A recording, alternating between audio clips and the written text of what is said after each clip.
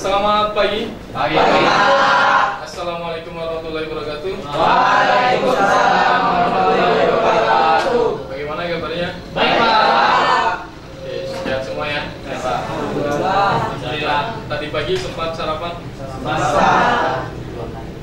Oke, hari ini kita bertemu lagi dengan pelajaran pemrograman desktop. Beberapa minggu lalu kita sudah belajar ya. Hari ini kita akan lanjutkan pembelajarannya. Sebelum mulai pembelajaran mungkin sebaiknya kita berdoa dulu. Silakan kita kelas di sini. Teman-teman, sebelum mulai pelajaran, marilah kita berdoa menurut agama dan kepercayaannya masing-masing. Doa dimulai.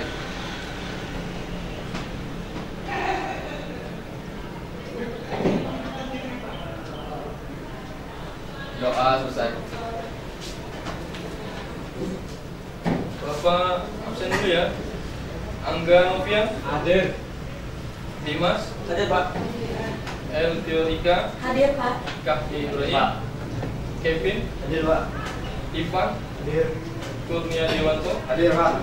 Muhammad Alif, Hadir. Marcelino, Hadir, Pak. Muhammad Aldi, Hadir. Muhammad Fani, Muhammad Ferry, Hadir. Raffi, Hadir, Pak. Rizky, Hadir. Rizka, Hadir, Pak. Taufik, Hadir. Widya Mulyani Tias, Hadir. Wimpi. Hadir, Pak. Oke, alhamdulillah. Siapa yang tidak masuk hari ini? Masuk semua, Pak. Masuk semua ya. Oke, kita lanjutkan materi pembelajaran kita hari ini adalah menampilkan data di dalam SQL ke dalam aplikasi. Minggu lalu kita sudah buat database ya. Data apa kemarin kita coba? Database sekolah ya, data siswa. Kita sudah isi datanya manual melalui SQL ya. Hari ini kita menampilkan datanya ke dalam aplikasi. Tampilannya seperti ini nanti.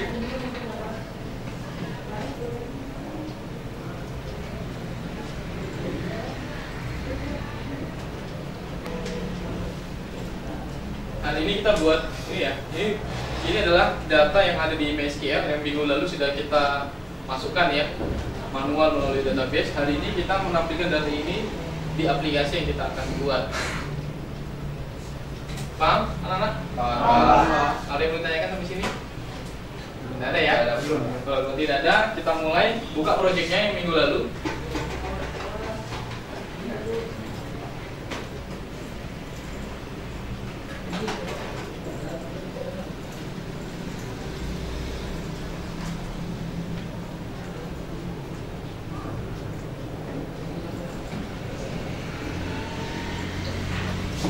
Oke, jadi proyeknya sama, masih seperti yang minggu lalu. Minggu lalu kita sudah membuat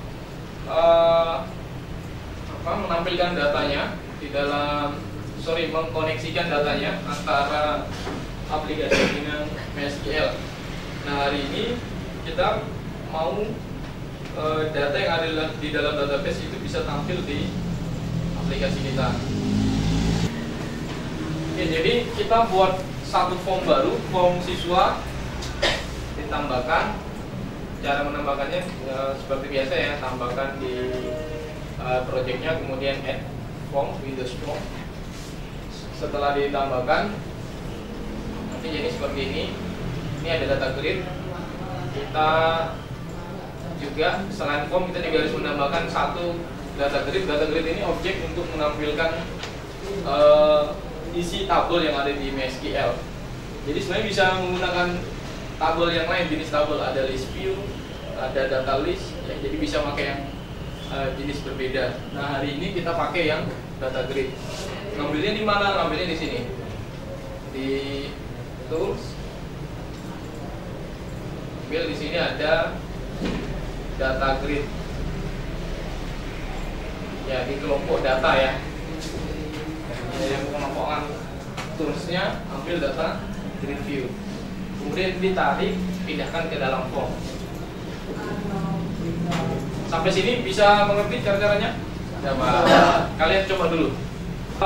Setelah kalian sudah menambahkan ini tabel data gridnya, kemudian klik kanan atau langsung di sini juga boleh, di form siswa ini kita klik kanan view kode.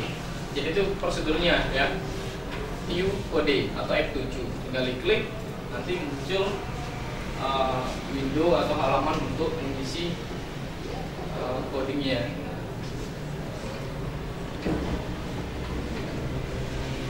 Kalian bisa baca di depan ini? Bisa Pak, saya coba bisa sedikit. Oke.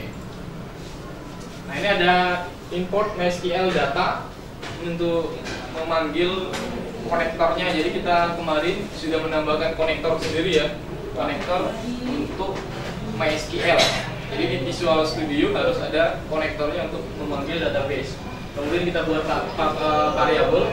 Dim ini variabel lokal ya. Kemudian kita buat variabelnya dan gunakan tipe data MySQL-nya. Ada 3 variabel. Oke, selanjutnya ada sub koneksi.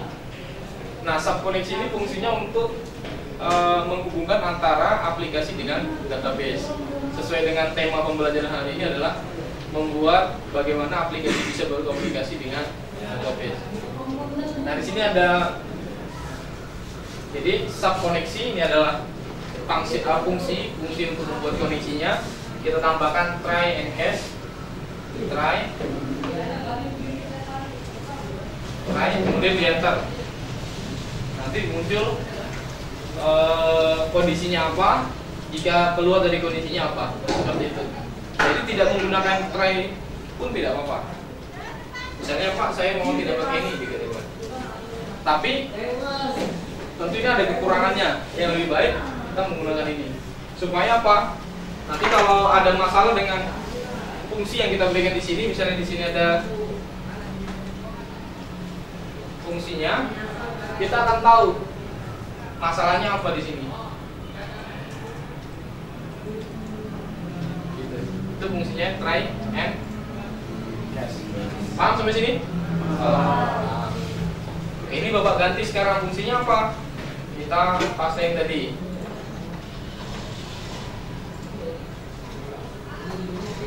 Fungsinya adalah kita panggil variabel yang sudah kita buat tadi di atas ya, dengan koneksi MySQL-nya. Kemudian ada servernya. Nah, ini yang baru.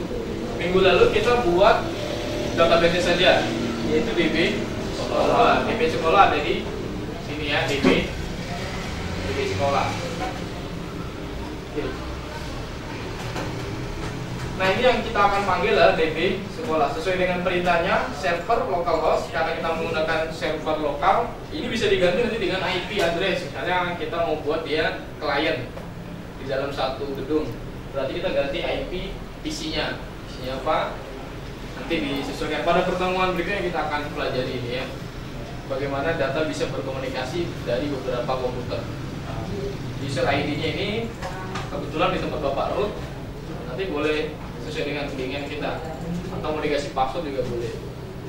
Kemudian nama database-nya adalah DB. Terus MySQL open. Oke, artinya sudah kita buka. Nah, ada if connection state open ya. Jika dia open terbuka, maka kita tampilkan kondisi sukses. Nah, ini juga kondisi saja. Kita mau tidak pakai ini juga tidak apa-apa. Ya, kita mau Pak, saya tidak usah pakai ini, juga tidak apa-apa. Kita buang aja. Nah, artinya kalau dia sudah terkoneksi, maka akan tampil pesan message box, tampil dialog bahwa koneksi sukses. Nah, setelah buat fungsi koneksi, kita panggil koneksinya, kita panggil ini di form siswa load, seperti yang Bapak sampaikan di beberapa minggu yang lalu. Form load ini akan dijalankan setelah aplikasi jalan ya. Jadi yang dieksekusi paling awal adalah form load. Jadi kuncinya di form load juga. Kalau tadi fungsi dibuat hanya sekedar fungsi, form load ini untuk menampilkan fungsi yang apa yang kita inginkan. Paham sampai sini? Paham.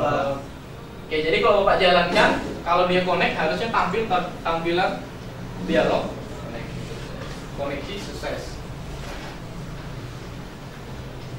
Oke. Nah, ini yang tadi di sini tadi.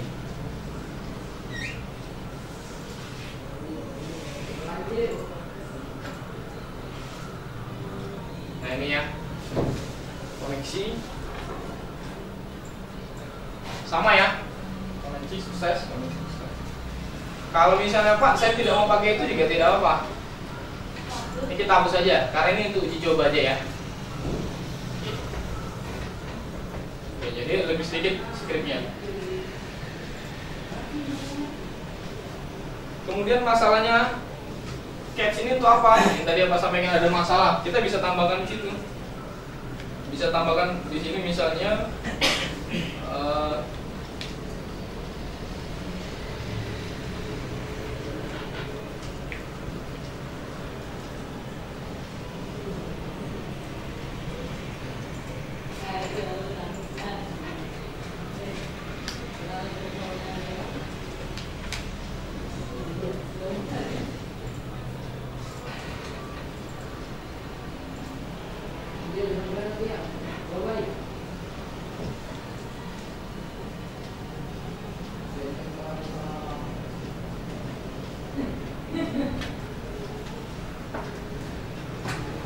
kita bisa tampilkan jika ada kesalahan maka nanti akan tampil sebuah dialog apa masalahnya dari kondisi ini.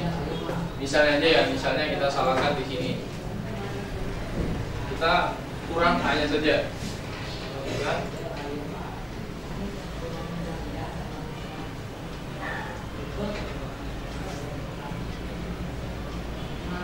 Nah, ini tadi dari dialog yang tadi. Kalau misalnya kita tidak pakaikan trackers, bisa jadi error bukan ini. Karena kita tidak munculkan dialog kesalahannya di mana. Nah, di sini ada menyebutkan MySQL host ya. Ini adalah masalah yang tadi ya. Oke, sampai sini kalian mengerti Mas Bapak? Oke, Pak. Ya, silakan Anda praktekkan dulu. Coba. Selanjutnya setelah kalian sudah membuat skripnya, kemudian kita buat fungsi tampilnya. Ya, fungsi tampil ini untuk menampilkan data di dalam data gridnya ini. Karena tadi baru koneksi ya, kita tampilkan. Nah, tampil data. Kemudian ada juga try lagi sama. Di sini ada query. Tampilkan seluruh data dari tabel siswa. Kemudian ada data grid siswa. Data DGV siswa ini dari sini diganti name-nya, klik kanan properties, ganti name-nya jadi DGV siswa. Jadi kalau nanti dipanggil di dalam form siswa, ini DGV siswa ini adalah tabel atau data grid view yang tadi kita sudah buat di formnya. Oke, jelas maksud Bapak? Jelas. Silakan kalian ketik dulu.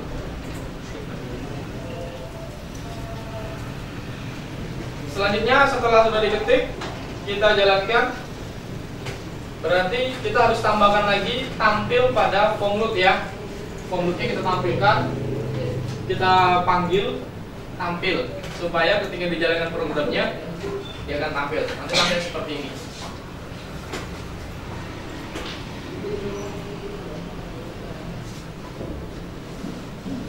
Oke, semua bisa tampil datanya? Masih error. Tampil. Bisa tampil. Siapa yang nggak bisa? Bisa semua? Bisa ya? Jadi data yang di dalam SQL sudah kita tampilkan ya dalam data grid. Nah, data ini masih bisa kita olah. Nanti misalnya Pak, saya mau buat aplikasi pembayaran kredit motor. Berarti kan datanya harus disimpan database ya. Berarti di form ini harus ada pengolahan datanya. Misalnya memasukkan data pelanggannya, nanti disimpan, diproses. Nah, minggu depan kalian Bapak kasih tugas per kelompok ya. Mulai hari ini Bapak bagi 2-2 berdasarkan absen Ya, Pak. ya, jadi tidak pilih-pilih lagi. Angga sama Dimas berdua, tugasnya adalah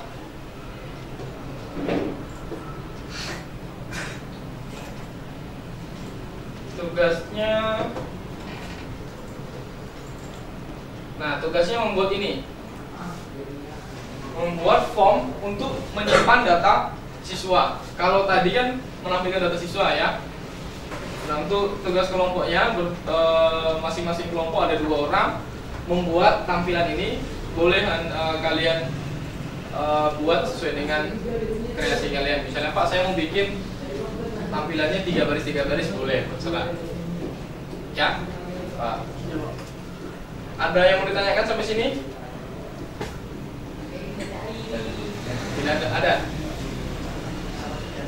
Cara bikinnya, cara bikinnya kalian Bapak tugaskan bikin objeknya saja. Skripnya minggu depan Bapak akan kasih ya. Kita akan buat sama-sama. Nah, caranya adalah ini ada textbook sama seperti biasa ya. Pada pertemuan sebelumnya sudah Bapak kenalkan ya.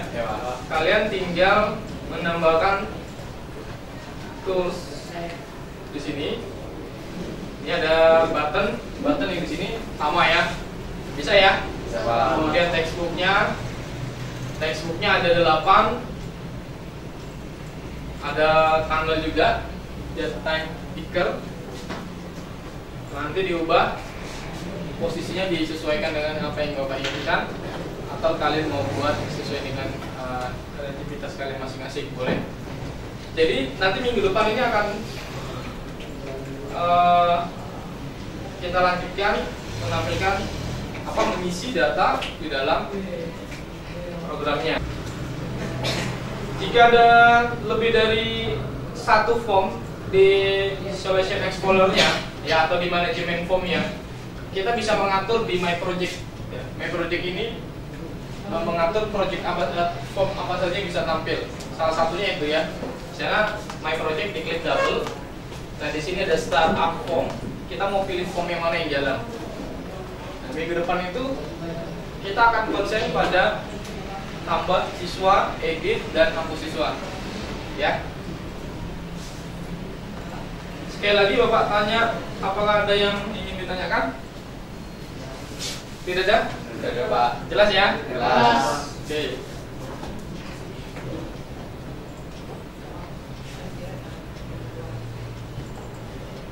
Mungkin Bapak tutup saja.